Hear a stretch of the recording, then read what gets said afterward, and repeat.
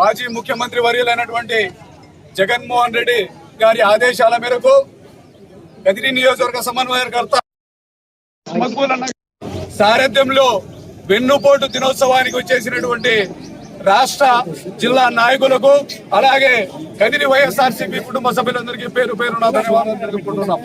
ముఖ్యంగా సోదరులారా, ఏదైతే బాబు షూరిటీ భవిష్యత్తు గ్యారెంటీ అని చెప్పేసి అధికారంలోకి వచ్చి సంవత్సరం రోజులు కావస్తా ఉందో, చంద్రబాబు నాయుడు అన్ని వర్గాల వారికి, విద్యార్థులకు, రైతులకు, మహిళలకు ప్రతి ఒక్కరికి వెన్నుపోటు పొడవడం జరిగింది అతని అబద్ధాల వాగ్దానాల వల్ల.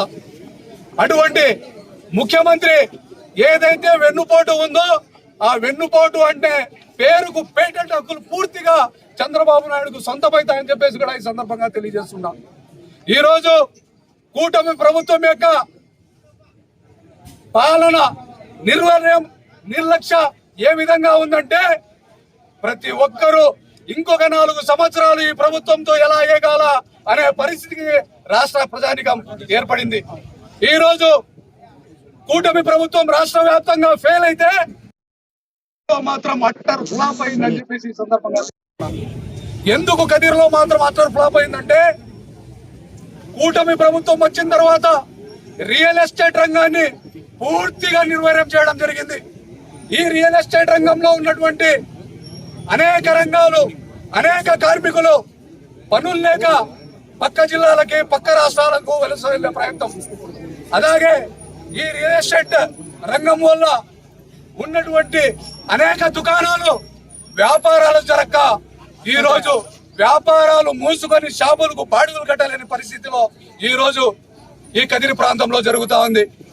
ముఖ్యంగా నిన్న మొన్న కదిరి శాసనసభ్యుల కందికుంట వెంకటప్రసాద్ గారు మాట్లాడుతూ జగన్ రెడ్డి 11 రెడ్డి అని చెప్పేసి హేళన చేయడం జరుగుతుంది.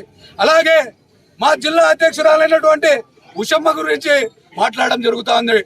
ఎమ్మెల్యే గారికి ఒక విషయం తెలియజేస్తున్నా, మీరు మహిళలకు ఎంత మాత్రం గౌరవం ఇస్తారని చెప్పేసి మీరు అపోజిషన్ లో ఉన్నప్పుడు కదిరి ప్రాంత ప్రజలు అందరికీ తెలుసు. మీరు మహిళా ఉద్యోగులకు ఏ విధంగా గౌరవం ఇస్తారనేది మదన్పల్లికి వెళ్లి విచారించుకుంటే తెలుస్తుంది. ఎందుకంటే ఆ మహిళా ఉద్యోగస్తురాలు ఈ రోజు మదన్పల్లిలో ఉద్యోగం చేస్తా ఉంది కాబట్టి. అదే విధంగా మీరు మహిళలకు ఏ మాత్రం గౌరవం ఇస్తారనేది తెలియాలంటే మీ అజాత శత్రువు, అజ్ఞాత మిత్రుడైనటువంటి రాజకీయ నాయకుడు కలిగితే తెలుస్తుంది. ఎందుకంటే ఆ అజాత శత్రువు, అజ్ఞాత మిత్రుడు లేకపోతే మీరు ఈ రోజు ఎమ్మెల్యే కాలేని పరిస్థితి. అదే అజాత శత్రువు, అజ్ఞాత మిత్రుడు సహాయ సహకారాలు